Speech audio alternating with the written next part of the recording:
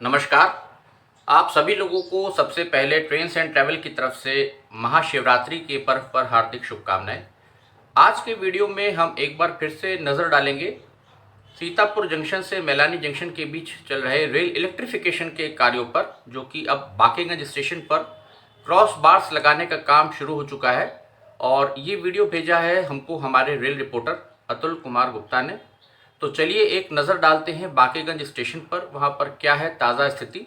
सुबह सुबह का वीडियो है, तो एक नज़ारा बाकेगंज स्टेशन का। और वहाँ पर कुछ जो समस्याएं हैं, विशेषकर अभी वहाँ पर जो पैदल पुल है, फुट ओवर ब्रिज, उसका निर्माण नहीं हुआ है, जबकि वहाँ पर 2 प्लेटफॉर्म है।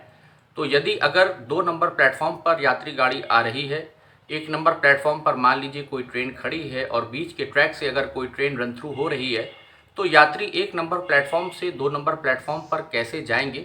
इस समस्या को कई बार हमने उठाया भी है और वहाँ के जो लोकल्स हैं, यात्री भी हैं जो लोकल, उन्होंने भी इस चीज़ को रेलवे के जो भी अधिकारी हैं उन तक इस बात को पहुँचाने की कोशिश की है कि बाकेगंज स्टेशन पर एक पैदल पुल ज़रूर बनाया जाए, ताकि जो यात्रियों की सुरक्षा है वो भी हो, और साथ ही साथ जो बुज़ुर्ग हैं, महिलाएं हैं, 2 नंबर प्लेटफॉर्म से जब वो 1 नंबर से एग्ज़िट होंगी तो किस प्रकार से जाएंगी। मान लीजिए कोई प्रेग्नेंट लेडी है, गर्भवती महिला है, बुज़ुर्ग हैं, किसी के घुटने ठीक नहीं है, तो किस प्रकार से ट्रैक पर कूदेंगे और किस प्रकार से पटरियों को क्रॉस करेंगे, जबकि रेलवे के अपने नियम और कानून के अनुसार रेल ट्रैक को इस प्रकार से पार करना गैर कानूनी है, जुर्म है।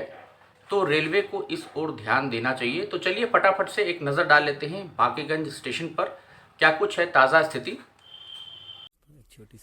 तो सामने ये है मैलानी जंक्शन की दिशा, जहां पर आप सामने देख रहे हैं दूर तक कैनाल तक क्रॉस बार्स जो हैं इनको सेट कर लिया गया है, जो हमारे OHE मास्ट हैं।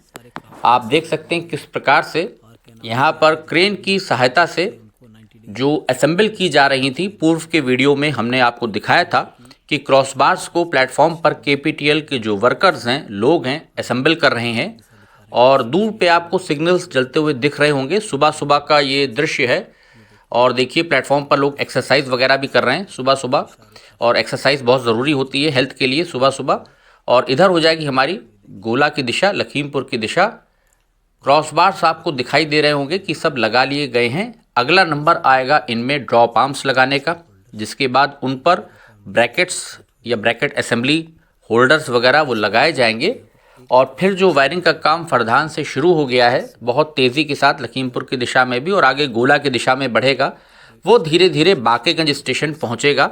और जो सबसे बड़ी खुशी की बात ये है कि जो बाकेगंज कैनाल के आगे जंगल का एरिया है, फॉरेस्ट का, वहाँ पर मसला सुलझ गया है, NOC मिल गई है और फाउंडेशंस बनाने का कार्य शुरू हो गया है। अभी 2 दिन पूर्व ही हाल ही में जो हमारे RVNL के प्रोजेक्ट मैनेजर हैं जगन्नाथ मिश्रा जी, साथ ही साथ जो कल्पतरु पावर ट्रांसमिशन लिमिटेड है KPTL, उनके जो यहाँ पर इंचार्ज हैं, स्टाफ है बाकी का, एक छोटा सा आप उसको भूमि पूजन कह सकते हैं, एक प्रकार की पूजा या एक प्रकार की शुरुआत जंगल पे जो फाउंडेशन बनाई गई वहाँ पर उन्होंने की। और अब वहाँ पर फाउंडेशंस बना करके मैलानी जंक्शन तक पक्की फाउंडेशंस करते जाएंगे। और जैसा आप जानते हैं मैलानी जंक्शन पर फाउंडेशन बनाने का कार्य तेज़ी से पूरा कर लिया गया है, उसको काम चल रहा है वहाँ पर। और बहुत जल्द अब बाकेगंज से आगे धीरे धीरे जब ये फाउंडेशंस पक्की हो जाएंगी तो मैलानी जंक्शन तक हमारे OHE मास्ट पड़ जाएंगे। और उसके बाद जो रेल इलेक्ट्रिफिकेशन का कार्य है तार लगाने का, वो बाकेगंज से आगे अब किया जा सकता है। अब इसके बाद डिपेंड करेगा जब खैराबाद अवध का TSS शुरू हो जाएगा, उसके बाद पावर सप्लाई किस प्रकार से कहाँ तक, जितने SSP या SP हमारे यहाँ पर जैसे SP बन रहा है बाकेगंज में, कहाँ तक पावर सप्लाई आ पाती है और कितना CRS इंस्पेक्शन होता है, क्या पूरा मैलानी जंक्शन तक करते हैं, या चूंकि मालगाड़ियाँ आ रही हैं गोला तक, उसकी जल्दी है तो हो सकता है कि एक फेज़ गोला तक CRS इंस्पेक्शन पहले करा लिया जाए और उसके बाद पावर फीडिंग किस प्रकार से आगे बाकेगंज और यहाँ से आगे मैलानी जंक्शन तक होगी। हो सकता है 2 चरणों में हो, वो जैसा भी अपडेट होगा, ये अपना एक कयास है, एक अंदाज़ा है, ज़रूरी नहीं है जो बात मैं कह रहा हूँ पत्थर की लकीर की तरह कि वही वैसा ही होगा। ये एक मेरा अपना अंदाज़ा है कि क्योंकि गोला तक मालगाड़ियाँ आ रही हैं और लखीमपुर तक CRS हो चुका है पहले ही, जिसका कोई फ़ायदा लाभ अभी तक लखीमपुर की जनता को तो कुछ नहीं मिला है। हाँ, ये है कि CRS इंस्पेक्शन वहाँ तक हो गया है, सेक्शन इलेक्ट्रीफाइड हो गया है, रेल के नेटवर्क में उतना किलोमीटर का एरिया आप कह सकते हैं रेलखंड वो जुड़ गया है। ये उपलब्धि भारतीय रेलवे ने की है। जो अपने वित्तीय वर्ष में या एक कैलेंडर ईयर में उसको आप कह सकते हैं, वो अपना दर्शा लेते हैं। तो यहाँ पर आप देख सकते हैं बांकीगंज स्टेशन पर क्रॉस बार्स लगाने का कार्य पूरा हो चुका है लगभग।